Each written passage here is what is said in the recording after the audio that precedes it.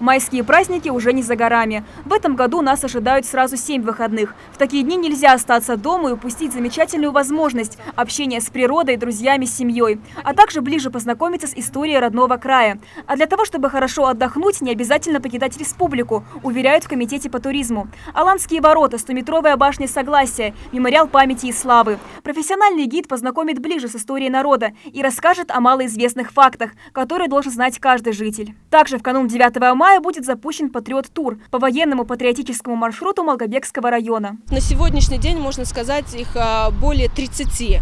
Также хотелось бы отметить, что вот в преддверии майских праздников намечается и автобусный тур, это межрегиональный тур «Экспресс-Кавказ».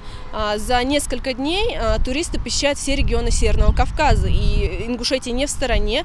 Туристы также посетят мемориал памяти и славы, башню Согласия в столице и горную часть Ингушетии. Красивейшие пейзажи, чистейшие горные реки, минеральные источники, необычайные исторические башни и архитектурные сооружения. Жиракско-Асиновское ущелье по праву считают жемчужиной республики. Никого не может оставить равнодушным этот музей под открытым небом. Мы сейчас находимся в башенном комплексе РЗИ. Башенный комплекс считается одним из крупнейших комплексов горной части нашей республики. Памятник истории нашего народа.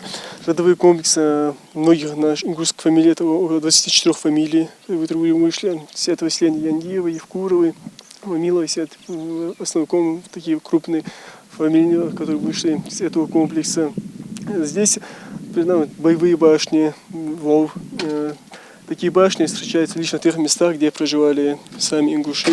Хотя во многих республиках Северного Кавказа есть башенные комплексы, но именно такие башни с пирамидальной ступенчатой крышей встречаются в 4 местах, где проживали ингуши в войнах. Особенность нашего курорта, нашей республики, в том, что здесь туризм не такого высокого уровня развит, скажем так, и здесь все такое естественное.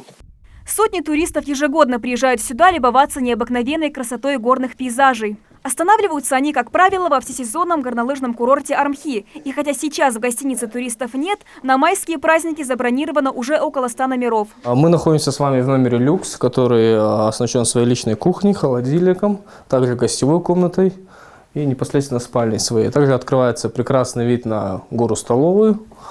Можно насладиться прекрасной панорамой Кавказских гор. Разница между номером люкс и стандарт незначительная, разве что нет собственной кухни. Но и это не страшно. На курорте Армхи открыт ресторан, в котором посетители могут отведать блюда как национальной, так и европейской кухни. Также посетители не могут не радовать открытые бассейны, пейнтбольный клуб, велотрасса. Ну а для любителей активного отдыха на курорте есть лестница здоровья. 1780 ступеней. Лестница соединяет нижнюю станцию и верхнюю. Является очень хорошим тренажером для спортсменов, хоккеистов, и очень хороша она для фигуристов. В майский уикенд гостям курорта будут доступны все виды активного отдыха. Правда, восхождение на Столовую гору придется ждать до лета. А самое главное, это, конечно же, экскурсия по историческим местам горной Ингушетии. Экскурсионный маршрут проходит по наиболее популярным уголкам. Таргимская котловина, сердце горной Ингушетии, Жиракско-Асиновское ущелье и Гекал – один из крупнейших средневековых башенных комплексов Ингушетии. Христианский храм Тхабы-Ярды, башенный комплекс Вовнушки и многое другое.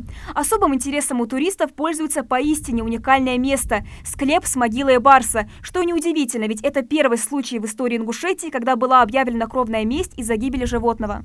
Один охотник по имени Шатур из Галгаевского общества селения Хамхи был в дружбе с барсом. Он как-то в охоте нашел этого барса раненым и как-то помог этому барсу, подкармливал часто в охоте. Получилось так, что они с барсом сдружились, и этот барс помогал ему загонять добычу. Вот. И один завистник, узнав об этом, решил как-то очень неправильно отнестись к этому, он убил этого барса. Это был единственный случай, когда был объявлено кровное месть за животное.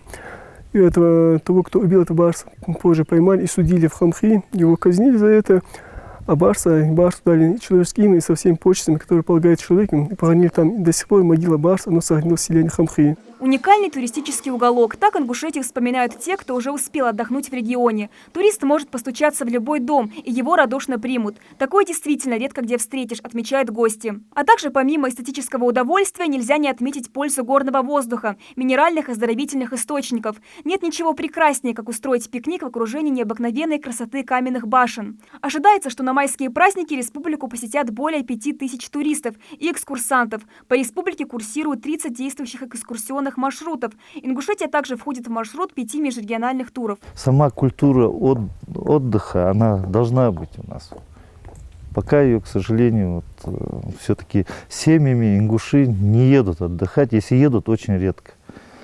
Вот это все-таки должно развиваться. Популярность курорта Ингушетии в других регионах страны и мира во многом связана с проведением различных спортивных мероприятий международного уровня. Бейсджамперы в поисках адреналина каждый год приезжают в Джейрах на фестиваль бейсджампинга. Они прыгают с таких вершин, как Цейлом и Мятло. Уже стало традицией проводить в горах и турниры по смешанным единоборствам М1 Челлендж. Джейрах принял и Кубок России по авторалли, и чемпионат России по альпинизму. Амина Бокова, Джамалил Тамасханов, Новости 24.